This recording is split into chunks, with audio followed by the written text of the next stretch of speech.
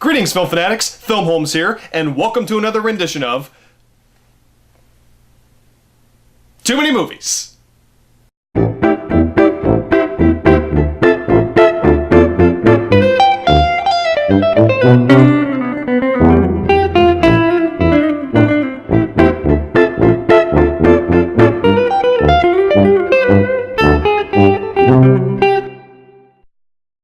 So sometimes when you look through your movie collection, you stumble across one that you haven't seen in ages. And you remember it being a really good film, but you're not really sure if it's a movie you want to rewatch again. But I thought, you know what, screw it. I'm going to rewatch it. And thank God I did. Because that's what's fun about collecting movies, is going back to them later in life and saying, why the hell did I buy that? Was it because it was cheap? Or, did I really think that I wanted it? Would I rewatch this? And it's not a movie like a movie where I didn't think I would ever see it again, but it's not one where I would just pick it up on a rainy afternoon and be like, yes, I am watching that. And now that I have rewatched it, it is going to be that kind of movie again, because today I'm talking about a movie from the mid-90s that I feel like doesn't get as much respect as it should, and that's why I watched it, and I'm going to talk about here. The movie I'm referring to is Apollo 13. Let's get to it. So yes, Apollo 13, directed by Ron Howard and starring Tom Hanks, Bill Paxton, Kevin Bacon, Gary Sinise, beautiful cast, Ed Harris. God, just a wonderfully cast movie, and really one of Ron Howard's best movies. He hasn't really done much in the past few years, and people forget what a really great director he is and was. And Apollo 13 is one of the best movies he ever made.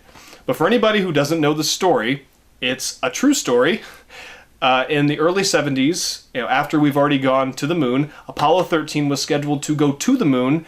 Unfortunately, they never made it because there was an issue with the spacecraft, and there was an explosion in space, and they basically had to spend almost a week in space, and they were trying to get back to Earth, and it took all the brain power in NASA and the world to get them back.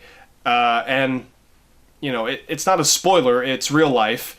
Eventually they did get home, barely, but they did get home. And that's what the movie is about kind of the build up to the launch. And then, of course, the main part of the movie is about what happened in space and trying to get them back. Personally, I don't remember buying this movie. I think it was just cheap, maybe a Black Friday sale. And I love this movie, and I bought it, but I kind of just bought it for my collection because I'm a Ron Howard fan. I want all of his movies. I didn't really think about ever really giving it a second look, or I guess a third or fourth look. I've seen it a few times. But now that I have, it's one of my favorite movies from the 90s because the attention to detail in this film is miraculous. It's one of the tightest movies I've ever seen when it comes to all the attention given to the script, the direction, the dialogue, the acting, everything. It comes off like the early 1970s, or so I was born in 86, so I'm kind of guessing, but it seems like 1970s. The actors, they play their roles beautifully, and I don't see the actors, I see the actual people. And again, I don't know much about the actual people, but it really does seem like them. So the acting is superb. Oh, also I forgot Kathleen Quinlan. Oscar-nominated performance, as well as Ed Harris. She plays Jim Lovell's wife, Tom Hanks, in the movie. That makes it sound like Jim Lovell played Tom Hanks in the movie. Tom Hanks plays astronaut Jim Lovell, and Kathleen Quinlan, is that her name? Is that what it is? Yeah, Kathleen Quinlan. Plays his wife. She did a really great job, too. Kind of what a supporting character is supposed to do in a movie. She really carried that part well. I'm going to put this down. I usually hold the movie up, and I don't need to. But watching this again, it's amazing how something that is, not just based off a true story, they changed some things, which was fine. The thing with Swaggart, kind of being a rookie and stuff like that, not really knowing what to do, that really wasn't the case in real life, but it made for a good subplot in the movie. The real Jim Lovell said the same thing. Just little inaccuracies in the movie, but anything based off a true story is not going to be 100% accurate because you have to make it entertaining for the audience. And for something where we know the outcome, it's really, really suspenseful. Even watching it again, I've seen the movie a few times. I was in suspense during a few scenes where the carbon dioxide in the, not the space shuttle, but in their spacecraft, I can't remember what it's called, they have to figure out how to get it out. And the music they use, the music in this is wonderful. And it accompanies the movie beautifully, and it adds to it. And, you know, it's great when a movie and music, they add up, or I'm sorry, they match up perfectly. And in this, they do. The soundtrack is great. It's nothing memorable, but it adds to the movie. And, you know, there's just a lot of little scenes where they're having issues in space where they have to do something, and basically if it goes sideways, they could die. And I know they don't die. I know they made it back fine, and yet the movie there's still a little bit of fear for these, because you love the characters so much. I don't know how Ron Howard did it. I really don't know how you do that, you know, with a story that really everybody knows. You know, the whole world was captivated by Apollo 13. So, let's see. But the way it's directed, I mean, the space things, I've never seen a movie based about real space travel, like space travel that actually happened. You know, human beings going to space in the 60s and 70s, that was so realistic. I don't think any movie has accomplished what Apollo 13 did. I really believed that these three actors were in space, and they used some technology from NASA to give themselves the anti-gravity, you know, look, and they could only shoot. I mean, the editing in this is awesome. I don't know if it won for editing. I don't think it did, but I know it was probably nominated. It was nominated for quite a few awards, except for Best Director. It got a Best Picture nomination, but not a Best Director nomination. The Academy really fucked up on that one. Now, granted, later, you know, Ron Howard would win a Best Director and a Best Picture Oscar for A Beautiful Mind, very well deserved, but he should have gotten a nomination for this. It's like when Ben Affleck didn't get one for Argo. He may have won the Best Picture Academy Award, but should have at least gotten a nomination, even if he wasn't going to win. It's bullshit. I don't get that. But it's amazing to me how accurate this movie is when it comes to just the little tiny details. You know, it feels like NASA. Like I said earlier, it feels like 1970s. These characters, you know, they are real characters. They were real characters, and they feel like real characters in the movie. And I really believe even the CG stuff of space still holds up. Good God, 21 years later. This movie was released in 95. It still holds up. And I've never seen a movie about actual space travel that was done so well. To this day, I haven't. I know there have been other movies and ones I haven't seen, but Apollo 13, to me, is the number one. And, I mean, to think about how they had to shoot in that NASA airplane to give them zero gravity, and they could only shoot in like 40, 50-second increments. I mean, how long that must have taken, and just the editing alone would be a nightmare, I would think. But they did it, and it never feels like it's, you know, the cutting is just boo boo boo boo boo. It feels like it's really happening, and while you're watching it.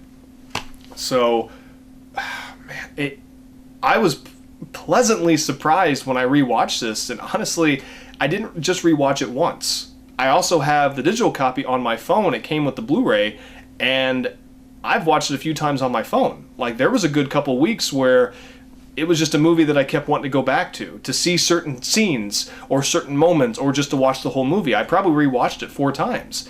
And I can say, like, it's becoming, like, I have a lot of favorite movies, but it's kind of becoming that. So I am so happy that I rediscovered this masterpiece of a film.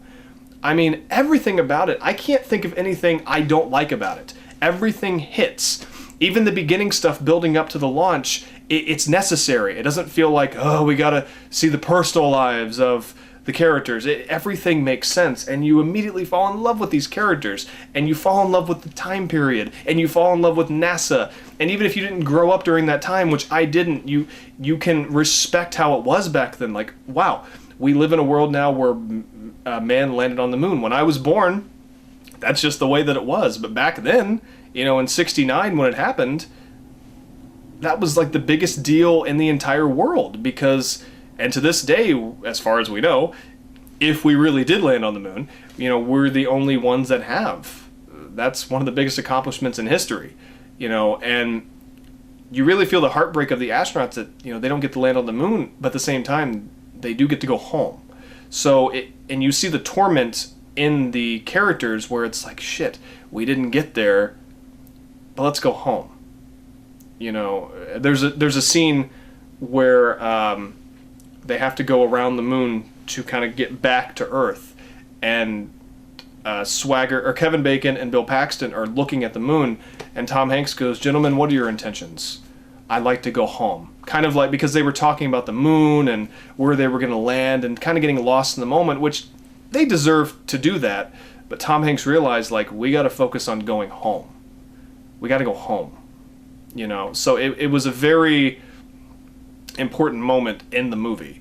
So I can't think, and just even the ending, you know, where it doesn't ruin it because you know they get back, but it looks like, you know, they're not coming back because there's a chance that because the heat shield's damaged that they're not going to make it back. And I think they made it go longer than it did in real life. Maybe not. I'm not sure. But when they finally do, like the music and everyone going, yeah, you know, it's a great moment. And in the theater, I could see people jumping up going, yeah, fuck yeah, you know, like America. And, you know, I was just very pleasantly surprised how much I love this movie. And I highly recommend if you've never seen it. I think it's one of the best films to come out of the 90s. And that was a great decade for film. But this is one of the best. I'd say probably top 20 movies of the 90s. And I don't think it gets the appreciation it clearly deserves. It was a big hit when it came out, but I don't see a lot of people talking about it to this day. And I think it's probably Ron Howard's maybe second or third best movie. It's up there. It's that good. So, I can't really think of much else to say about it. I highly recommend it. But Apollo 13... I've been giving a lot of these out recently. My rating system, I know, is kind of fucked up. No movie is perfect, and I know this one isn't perfect either, but this is a tightly made movie. I mean, thinking about it, I can't think of anything I didn't like, anything that felt like filler, nothing. No bad performances, nada. Nothing wrong with the script, nothing wrong with the directing, nothing wrong with the editing, nothing wrong with the sets, nothing. So I can't help it. Ron Howard, you deserve it. I'm giving this one, for my rating, a 5 out of 5. I can't help it. It's that damn good. It really is. It could, you know, thinking about it, it could be Ron Howard's best movie. I need to rewatch a lot of his work, especially Beautiful Mind. But, and I'll get to that eventually. But Apollo 13, if you for some reason haven't seen it, even if you're not interested in actual space flight, you know, if you want to watch something like Star Wars, which who the hell doesn't, fine. But give this a shot. Because if you are a film fanatic, like I am, Filmholmes recommends Apollo 13. Please see it. It is miraculous. Just a wonderful moment in filmmaking, in my opinion. It's really that good. And I don't think I'm overselling it. So like I said, 5 out of 5, beautiful. So, that was Apollo 13. Thank you very much for joining me on another rendition of Too Many Movies with me, Filmholmes. As you can see, I got more movies I gotta watch. If you have any film recommendations for me, please tell me, and I will try to watch the movie so I can review it for you. So, until next time, kiddies, I'm Filmholmes, and I'll see you in the next video. Later.